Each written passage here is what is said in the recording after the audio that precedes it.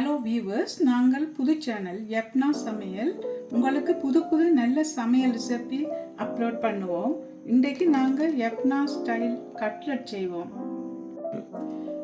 Cutlet செய்வதற்கு தேவையான பொருட்கள்: உருளைக்கிழங்கு 5 மீடியம் சைஸ், அதாவது 1/2 கிலோ அளவு உருளைக்கிழங்கு எடுத்து அவித்து அதன் தோலை உரித்து மசித்து வைத்துள்ளேன். மற்றது டின் ஃபிஷ்ஷை துப்புராக்கி அந்த முள்ளையை எடுத்தெறிந்து அதை பிசைந்து வைத்துள்ளேன். மற்றது முட்டையின் வெள்ளைக்கருவை சிறிதளவு உப்பு போட்டு அடித்து வைத்துள்ளேன். மற்றது ரஸ்தூள் எடுத்து வைத்துள்ளேன். மற்றது வெங்காயம் மீடியம் சைஸ் 3 மீடியம் சைஸ் வெங்காயம் எடுத்து சிறிதாக வெட்டி வைத்துள்ளேன். 9 பச்சை மிளகாயும் சிறிதாக வெட்டி வைத்துள்ளேன். மற்றது கருவேப்பிலையும் சிறிதளவு வெட்டி வைத்துள்ளேன். மற்றது 3 தேக்கரண்டி உப்பு, 3 தேக்கரண்டி மிளகுத்தூள். இவைதான் தேவை, இதுக்கு தேவையான பொருட்கள். இனி கிழங்கையும் இந்த மசித்த கிழங்கை எடுத்து இதுக்குள்ள ஒரு சட்டியில் போட்டுட்டு கிழங்கையும் போட்டுட்டு அதுக்குள்ள டின் ஃபிஷ்ஷையும் அதோட போட்டுட்டு பச்சை மிளகாய் வெங்காயம் கருவேப்பிலை எல்லாத்தையும் இதுக்குள்ள போட்டுட்டு நல்லா பிசையணும். அதோட உப்பை 3 தேக்கரண்டி உப்பையும் போட்டு மற்றது 3 தேக்கரண்டி மிளகுத்தூளும் அவரவர்களின் விருப்பத்தின்படி போடலாம். என்னென்றால் உரைப்பு குறைய போட வேணும் என்றால் மிளகுத்தூளை குறைய போடலாம். நாங்கள் உரைப்பு கூடுதலாக பாவிக்கிறபடியாக கொஞ்சம் கூடுதலாக போடுறோம். எல்லாவற்றையும் பிசைந்து நன்றாக பிசைய வேணும். பிசைந்து எல்லாம் சேர்ந்து நன்றாக இருக்கல எல்லாத்தையும் ரவுண்டாக பிடிக்க வேணும். ரவுண்டாக பிடிச்சி போட்டு உருட்டி எடுக்க வேணும்.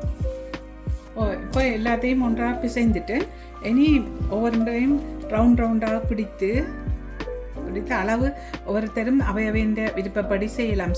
சிலர் சிறிதளவான சின்ன உருண்டியெல்லாம் பிடிப்பார்கள். நாங்கள் இந்த அளவு உருண்டியெல்லாம் பிடித்து கொஞ்சம் இப்படி வடிவாக அழுத்தமாக பிடிக்க வேணும். பிடிச்சு போட்டு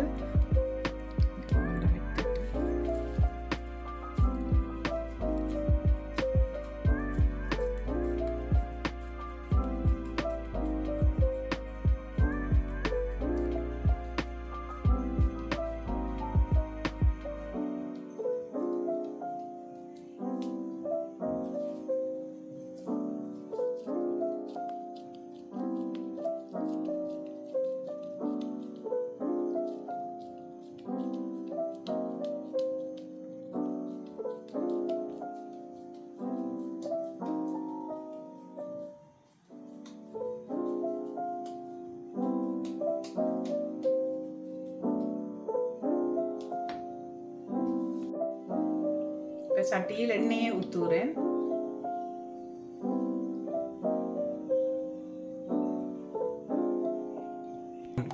எண்ணெயை அந்த கட்லெட்டை மூடுற அளவுக்கு எண்ணெயை விட வேணும். அப்போதான் கட்லெட் உடையாமல் பொரியும். இல்லாட்டி உடைஞ்சு பொரியும். எல்லாம் ஒரு ரவுண்டாக உருட்டி வைத்துள்ளேன். இனி அடுத்ததாக முட்டை வெள்ளைக்கருவுக்குள்ள இந்த ஒவ்வொரு ரவுண்டையும் போட்டு எடுத்து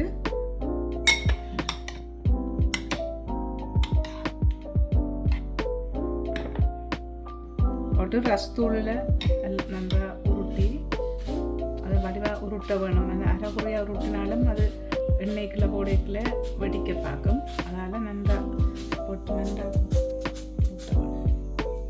உருட்டி போட்டு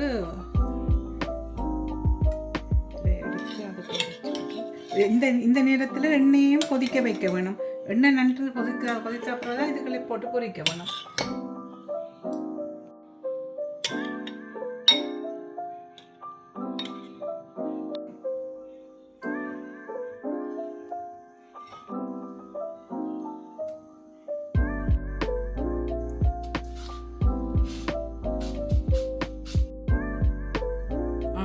இப்போ எல்லாத்தையும் பொரிக்கிறதுக்கு ஆயத்தப்படுத்தியாச்சு.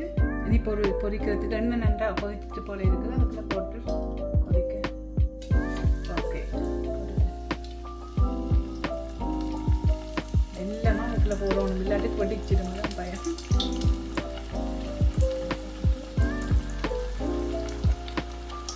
நல்லா கொதிச்சு நல்லா கொதிக்கிறது தான் இருக்கேன், இல்லாட்டி வெடிக்கப்படும். அதெல்லாம் புரிய நல்லா அது நல்ல ப்ரௌனாக வந்துட்டு நீ எடுக்க வேண்டிய எடுக்க.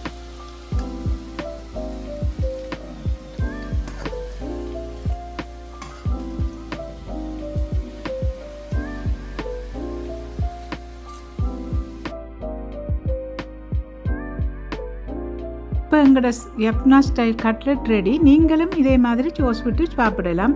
அடுத்து என்ன சமையல் செய்யலாம் என்று நீங்கள் கமெண்ட் பண்ணுங்கள். ஓகே வியூவர்ஸ், நீங்கள் லைக் பண்ணுங்கள், சப்ஸ்கிரைப் பண்ணுங்கள்.